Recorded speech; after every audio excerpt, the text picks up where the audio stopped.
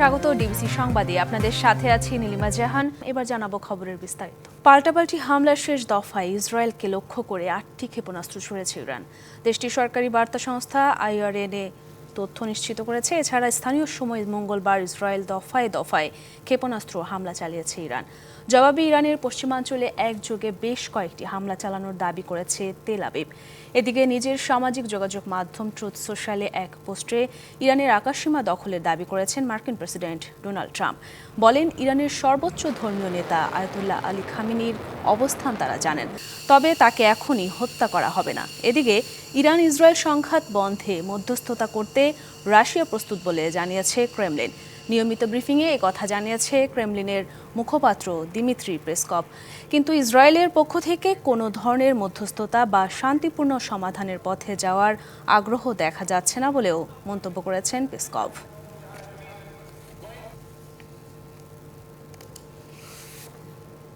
এর আগে ইসরায়েলের গোয়েন্দা সংস্থা মোসাদের একটি পরিকল্পনা কেন্দ্রে ক্ষেপণাস্ত্র হামলা চালিয়েছে ইরান। এছাড়া দেশটির একটি সামরিক গোয়েন্দা কেন্দ্রেও হামলার দাবি করেছে ইরানের বিপ্লবী গার্ড বাহিনী IRGC। এদিকে ইরান ইসরায়েলের মধ্যে যুদ্ধবিরতি নয়, সংঘাতের পুরোপুরি অবসান চান মার্কিন president Donald Trump. Iran Israel সংঘাতে মধ্যপ্রাচ্যে উত্তেজনা সৃষ্টি হওয়ার উদ্বেগ প্রকাশ করেছেন চীনের প্রেসিডেন্ট শি জিনপিংও। ইসরায়েল ইরান পাল্টাপাল্টি হামলা চলছেই। এবার ইসরায়েলের মধ্যাঞ্চলের একটি স্পর্শকাতর স্থাপনা লক্ষ্য করে ইরান ক্ষেপণাস্ত্র হামলা চালিয়েছে বলে জানিয়েছে তেল আবিব। ইরানের ইসলামিক রেভলিউশনারি গার্ড কোর IRGCরও দাবি, ইসরায়েলের একটি সামরিক গোয়েন্দা কেন্দ্র ও মোসাদের একটি অপারেশন পরিকল্পনা কেন্দ্রে হামলা চালিয়েছে তারা। ইরানের আধা সরকারি গণমাধ্যম তাসনিম নিউজ এজেন্সিতে প্রকাশিত এক বিবৃতিতে এই দাবি করেছে IRGC। এর আগে ইসরায়েলি গণমাধ্যমে বলা হয়েছিল, মধ্যাঞ্চলের শহর হারছলিয়ায় ক্ষেপণাস্ত্র হামলা চালিয়েছে ইরান।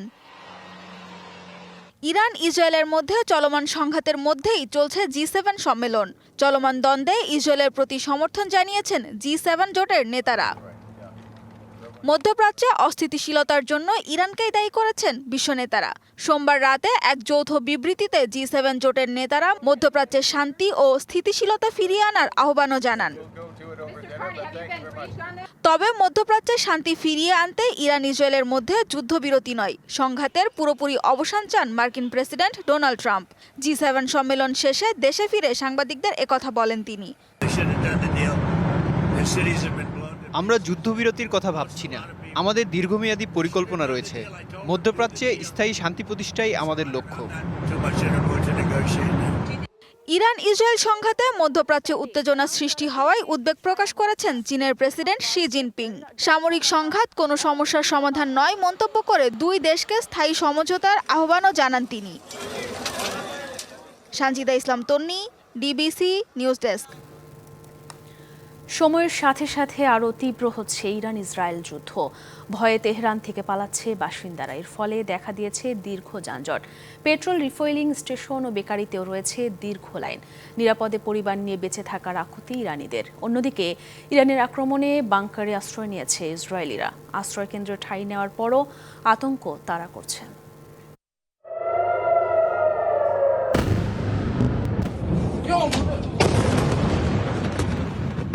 প্রতিনিয়ত বাড়ছে ইরান ইসরায়েল সংঘাত। দিনরাত রাজধানী তেহরান জুড়ে বিস্ফোরণের শব্দ। আতঙ্কের শহর ছাড়ছে শহরটির বাসিন্দারা। এতে সৃষ্টি হয়েছে তীব্র যানজটের। রাতে জেগে থাকি ভয়ে, বিস্ফোরণের শব্দ শুনে প্রার্থনা করি যেন আমাদের বাসায় বোমা না পড়ে। সত্যি খুব কঠিন সময় পার করছি। এখানে নেই কোনো নিরাপদ আশ্রয়স্থল, ফলে বাসিন্দাদের মসজিদ ও মেট্রো স্টেশনগুলোতে আশ্রয় নেয়ার পরামর্শ দিয়েছে ইরান সরকার। সবাই শহর ছেড়ে চলে যাচ্ছে, কিন্তু আমি যেতে চাই না। পালিয়ে যাওয়ার চেয়ে নিজের ঘরে মরে যাওয়া বেশি সম্মানের। এদিকে ইসরায়েলের মতো ইরানে আসন্ন আক্রমণের আগে বাজে না কোনো সাইরেন। আর এ কারণেই ভয় ও বিভ্রান্তিতে থাকছে দেশটির বাসিন্দারা। অন্যদিকে ইরানের বিরুদ্ধে তেল আবিব প্রশাসন আগ্রাসী হামলা শুরু করার পর তেহরানও ইসরায়েলে প্রতিশোধমূলক পাল্টা হামলা চালাচ্ছে। ইরানের আক্রমণের ভয়ে ভূগর্ভস্থ আশ্রয় কেন্দ্রগুলোয় অবস্থান করছে ইসরায়েলিরা। ইরান 5 দিন ধরে হামলা অব্যাহত রাখায় ইসরায়েলিদের বারবার আশ্রয়কেন্দ্রে যেতে হচ্ছে। অনেকে বারবার এ ছুটোছুটির ভোগান্তি এড়াতে রাতেও বাংকারে অবস্থান করার সিদ্ধান্ত নিয়েছেন। কিন্তু ইরানের শক্তিশালী ব্যালিস্টিক ক্ষেপণাস্ত্রের বিরুদ্ধে বাংকারগুলো ইসরায়েলিদের সম্পূর্ণ সুরক্ষা দিতে পারছে কিনা তা নিয়ে সংশয় দেখা দিয়েছে। ফলে ভূগর্ভস্থ আশ্রয়কেন্দ্রে ঠাঁই নেয়ার পরও আতঙ্কে দিন পার করছেন ইসরায়েলিরা। এ কেমন জীবন? ইরানের হামলায় আমার মা মারা গেছেন। ইরানের নিষ্ঠুরতা সহ্য করার মতো নয়। Tumpa Tarafdar, DBC news desk. ইরানে থাকা 2000 বাংলাদেশের মধ্যে তেহরানের 400 জন মারাত্মক ঝুঁকিতে। তাদের মধ্যে 100 জনকে নিরাপদ স্থানে সরানোর প্রক্রিয়া শুরু হয়েছে। এই মুহূর্তে ইরান ছাড়ার কোনো পরিস্থিতি নেই জানিয়ে বাংলাদেশিদের নিরাপদে সরে যাওয়ার পরামর্শ সরকারের। পররাষ্ট্র মন্ত্রণালয়ের ব্রিফিংয়ে এই যুদ্ধ আরও বিস্তৃত হবার শঙ্কার কথা জানালেও যুদ্ধ বন্ধে যুক্তরাষ্ট্রকে আহ্বান জানানোর কোনো সিদ্ধান্ত নিতে পারেনি বাংলাদেশ।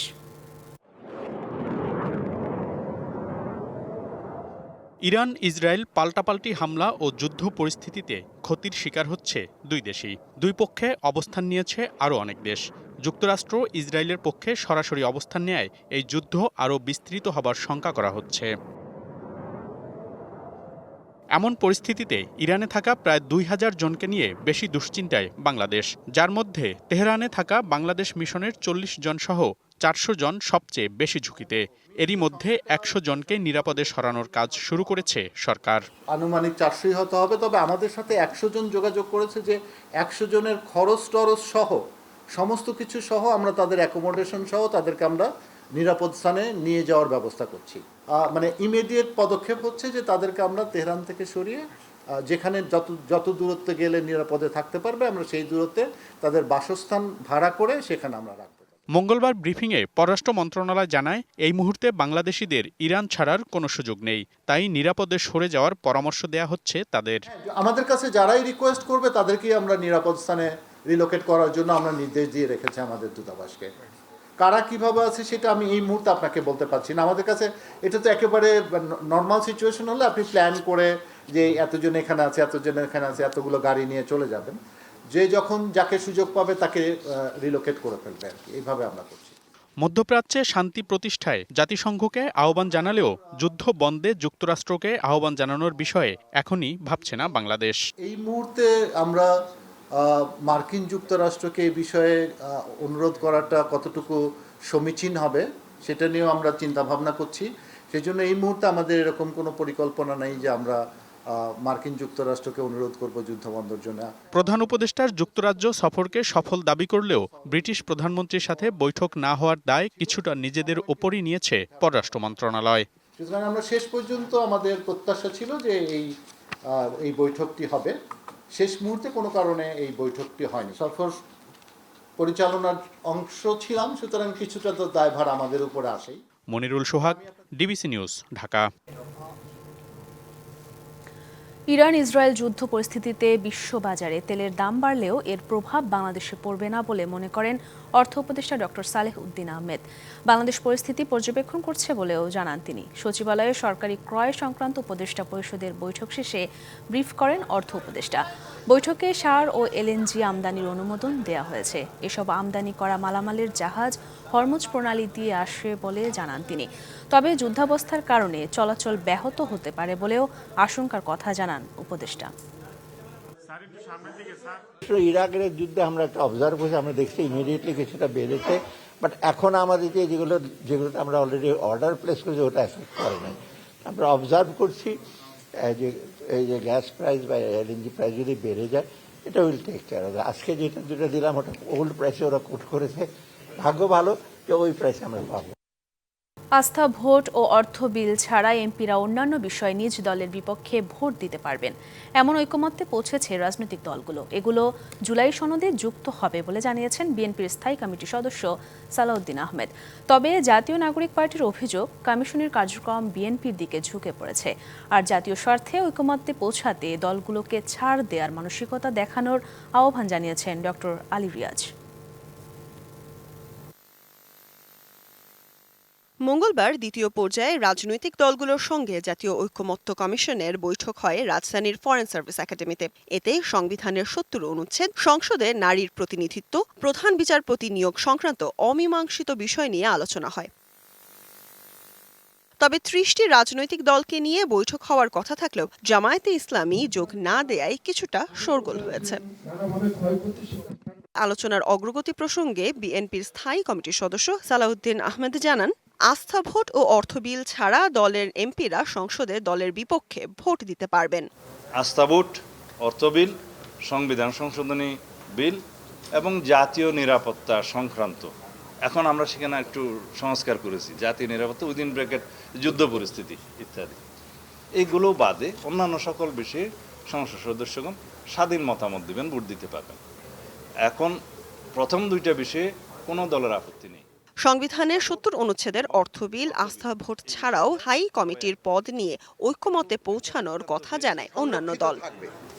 সাধারণ আসনের বাইরেও ১০০ আসন নারীর প্রতিনিধিত্ব আকারে সংরক্ষিত থাকবে। এই ১০০ আসন কিভাবে নির্বাচিত হবে সেই প্রক্রিয়া নিয়ে এখনো কোনো ঐকমত্য পুরোপুরি তৈরি হয়নি। অনেকগুলো প্রস্তাব আছে। ৩০০ থেকে ৪০০ সংখ্যায় উন্নীত করার ব্যাপারে আমরা একমত।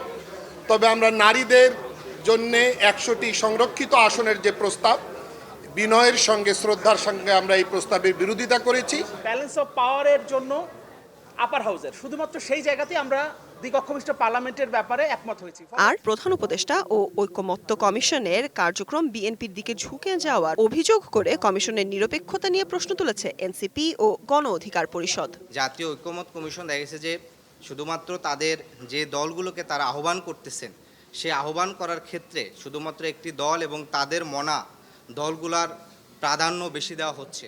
আমাদের নিরপেক্ষতার জায়গা থেকে আমাদের মনে প্রশ্ন তৈরি হয়েছে।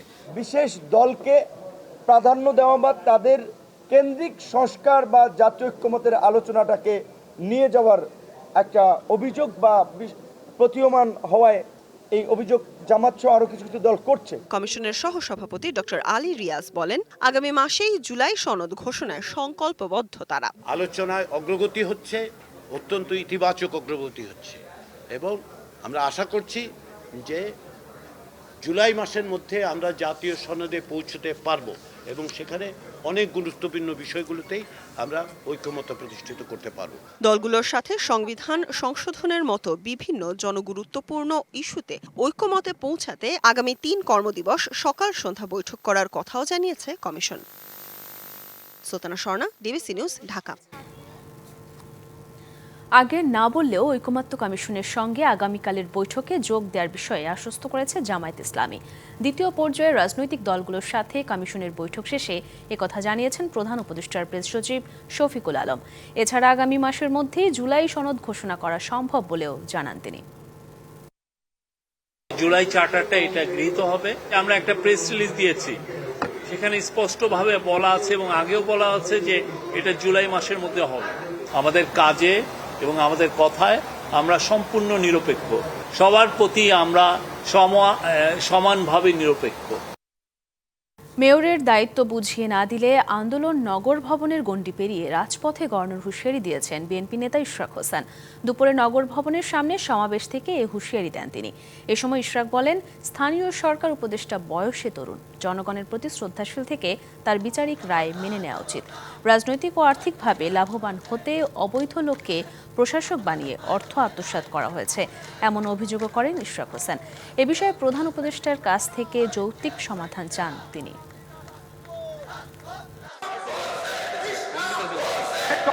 আসিফ মাহমুদ সজীব ভুঁইয়া অফিস করেছে, কি কি দুর্নীতি করে গিয়েছে তার সমস্ত কিছু আপনারা তদন্ত করে তার বিরুদ্ধে প্রয়োজনীয় ব্যবস্থা নিন। আরেকটি কথা বলতে চাই সরকারের উদ্দেশ্যে যে আমাদের আপনারা যদি ধরে নেন যে এই আন্দোলনকে আপনারা এভাবে অগ্রাহ্য করে যাবেন, তাহলে কিন্তু এই আন্দোলন আবারও নগর ভবনের গণ্ডি পার হয়ে রাজপথে অবস্থান করবে। দেশে গত ২৪ ঘন্টায় করোনায় আক্রান্ত হয়ে প্রাণ হারিয়েছেন ২ জন। এ সময় নতুন করে ভাইরাসটিতে আক্রান্ত হয়েছেন ১৮ জন। স্বাস্থ্য অধিদপ্তরের এক বিজ্ঞপ্তিতে বলা হয়, সবশেষ ২৪ ঘন্টায় ৩১২ জনের নমুনা পরীক্ষা করা হয়। এর মধ্যে ১৮ জনের শরীরে করোনা শনাক্ত হয়। শনাক্তের হার ৫.৭৭%। নতুন করে ১৮ জনের দেহে করোনা শনাক্ত হওয়ায় মোট আক্রান্তের সংখ্যা বেড়ে দাঁড়িয়েছে ২০,৫১,৮৭৬ জনে। এদিকে সারা দেশে গত ২৪ ঘন্টায় ডেঙ্গু আক্রান্ত হয়ে ২৪৪ জন হাসপাতালে ভর্তি হয়েছেন। তবে এ সময় ডেঙ্গু আক্রান্ত কোনো রোগী মারা যাননি। সবচেয়ে বেশি ডেঙ্গু আক্রান্ত হয়ে ১৩৮ জন রোগী ভর্তি হয়েছে বরিশাল বিভাগে।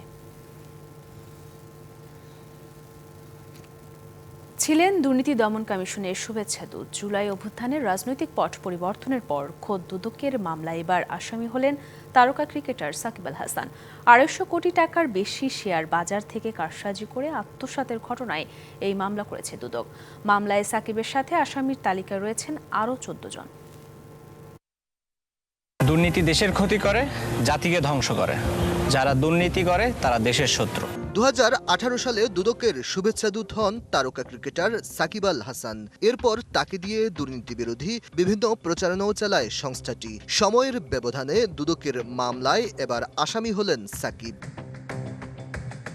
৫ই আগস্ট পট পরিবর্তনের পর মাগুরা ১ আসনের আওয়ামী লীগের সাবেক এই এমপির বিরুদ্ধে শেয়ারবাজার থেকে শত কোটি টাকা আত্মসাতের অভিযোগ আসে দুদকে। এরপর অনুসন্ধানে নামে সংস্থাটি। তাতে উঠে আসে শেয়ারবাজারের ম্যাজিকম্যান হিসেবে পরিচিত সমবায় অধিদপ্তরের উপনিবন্ধক আবুল খায়ের হিরোর সঙ্গে যোগসাজশ করে কারসাজি করেন সাকিব। সাধারণ বিনিয়োগকারীদের প্রলুব্ধ করে সাকিব ও তার সহযোগীরা হাতিয়ে নেন ২৫৬ কোটি টাকা। এছাড়া সাকিবের বিরুদ্ধে আলাদাভাবে সরাসরি ২,৯৫,০০,০০০ টাকা আত্মসাতের অভিযোগ আনা হয়েছে দুদকের মামলায়।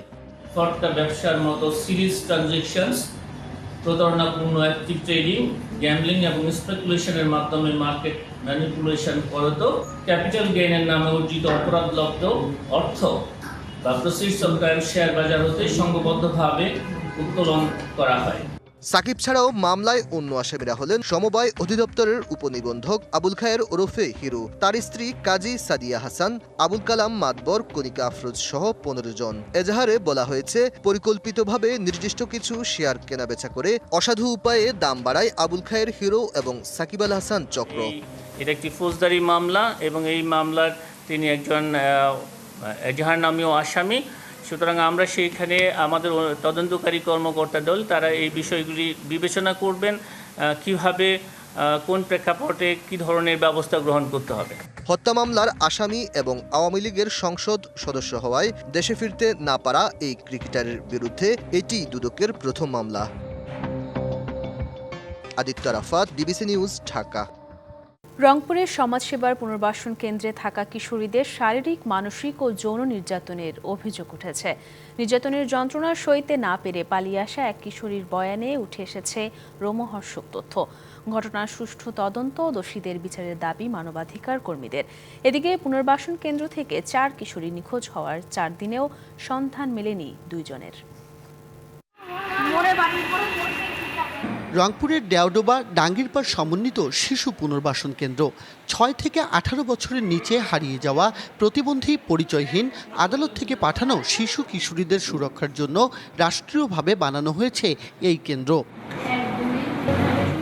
গেল ১২ জুন ৪ কিশোরী এই কেন্দ্র থেকে নিখোঁজ হয়। মিঠাপুকুর থানায় সাধারণ ডায়েরি করার পর ১৫ জুন ২ জনকে উদ্ধার করে পুলিশ। পরে আদালত প্রাঙ্গণে শিশু পুনর্বাসন কেন্দ্র নিয়ে রোমহর্ষক তথ্য দেন এক কিশোরী। সঙ্গে পানির বাহানায়, এটার বাহানায় ওদের বুকে হাত দেয়, অনেকবার পালাবার জন্য মেয়েগুলো চেষ্টা করছে, ধরে নিয়ে আসিও পিটাইছে, এমনকি করে মেয়েটার পেটে বাচ্চা আনে দিচ্ছে। তখন মেয়েটা বলছে, ডাক্তার আঙ্কেল আমার সঙ্গে এমন করছে।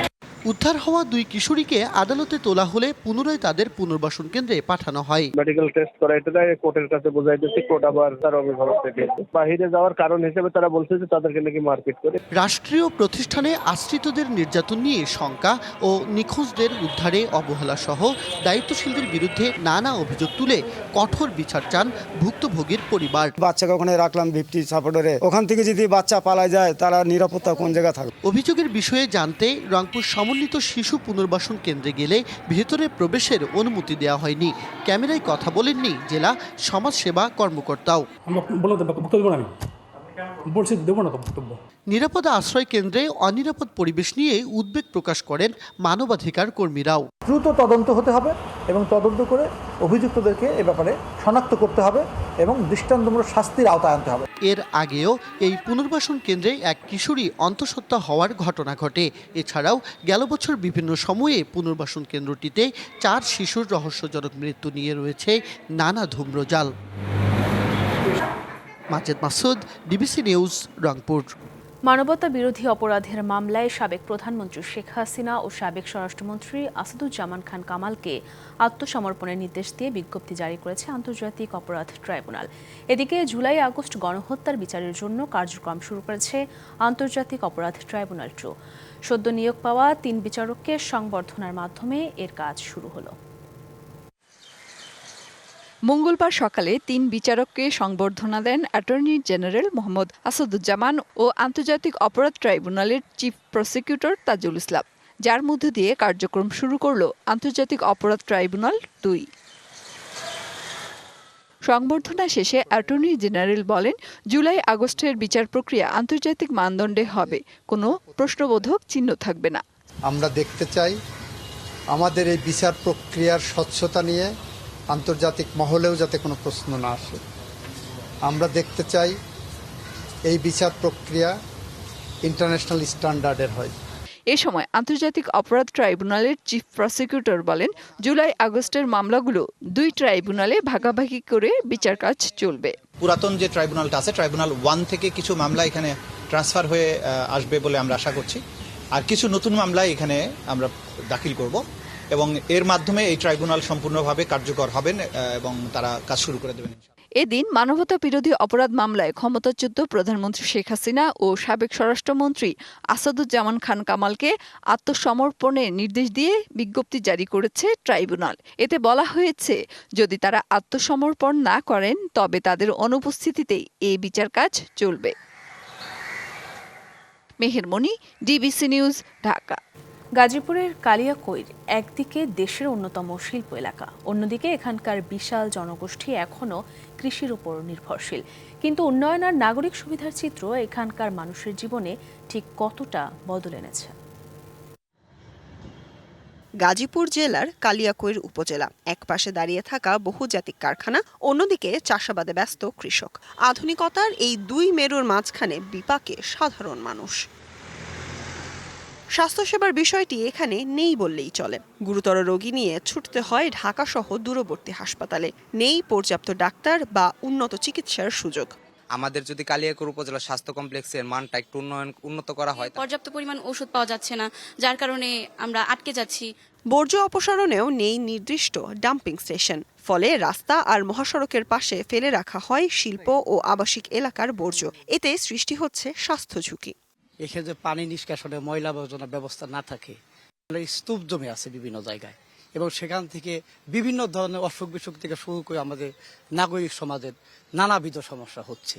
আর ড্রেনেজ ব্যবস্থা না থাকায় বৃষ্টি এলেই সৃষ্টি হয় জলাবদ্ধতা। কোথাও জমে থাকা পানিতে জন্ম নিচ্ছে মশা, কোথাও থেমে যাচ্ছে স্বাভাবিক চলাচল। অনেক কালিয়াকৈর এমনও অনেক বাড়ি রয়েছে যেগুলো নিচু ঢালু, সেই বাড়িগুলোতেও পানি উঠে যায়। শৃঙ্খলা যেখানে নাই, আইনের প্রতি যাদের আমাদের কোনো শ্রদ্ধাবোধ নাই, আইনটা বাস্তবায়ন হবে কিভাবে? এদিকে স্বাস্থ্যসেবা সহ মৌলিক চাহিদা পূরণে ব্যর্থ হলেও কোটি কোটি টাকা ব্যয়ে নির্মিত হয়েছে হাইটেক রেল স্টেশন। যদিও দীর্ঘদিন ধরে কার্যত অচল হয়ে পড়ে আছে স্টেশনটিও। কিন্তু পৌরসভার এত বড় একটা গুরুত্বপূর্ণ প্রয়োজনীয় জিনিস, সে ব্যাপারে আমরা এটা দেখি নাই যে এ ব্যাপারে কোনো উদ্যোগ নিতে। সংকট নিরসনে 20 বছর ধরে কাজ করলেও নিজের ব্যর্থতার কথা স্বীকার করলেন সাবেক মেয়র। নতুন একটা পৌরসভা জনগণের যে সার্বিক চাহিদা সেটা মিটে করাটা খুবই দুরূহ কাজ। এটাকে একটা শহর রূপান্তরিত করার চেষ্টার মধ্যে ছিলাম, কিন্তু পূর্ণাঙ্গ শহর বানাতে পেরেছি এই কথা আমি কখনোই দাবি করব না। প্রশাসন বলছে সমস্যা সমাধানে কাজ করছে তারা। তো আমরা বর্তমান পরিস্থিতিতে চেষ্টা করছি একটা permanent dumping station waste management treatment plant যেটাকে বলে, এটা করার জন্য ইতিমধ্যে আমরা মন্ত্রণালয়ে ফরমাল চিঠি লিখেছি যে অর্থায়নে জমি ক্রয় বা উপযুক্ত জমিতে আমরা এটা করতে পারি কিনা। তো আমাদের মিনিস্ট্রিতে যোগাযোগ আছে, আমরা একটা প্রশাসনিক অনুমোদনের অপেক্ষায় আছি। শিল্পনগরী কালিয়াকৈরের জনসাধারণ স্বপ্ন দেখে একটি কার্যকর রেল স্টেশন, পরিচ্ছন্ন পরিবেশ আর দ্রুত চিকিৎসা ব্যবস্থার। এসব বাস্তবায়ন হবে কবে সে প্রশ্ন রয়ে যাচ্ছে অধরাই। Sultana Swarna, DBC news. DBC সংবাদে এই ছিল এখনকার মতো। ডিবিসি নিউজের সংবাদগুলো পড়তে ভিজিট করুন dbcnews.tv আর ভিজিট করুন ডিবিসি নিউজের ফেসবুক পেজ এবং ইউটিউব চ্যানেল। ডিবিসির সঙ্গেই থাকুন।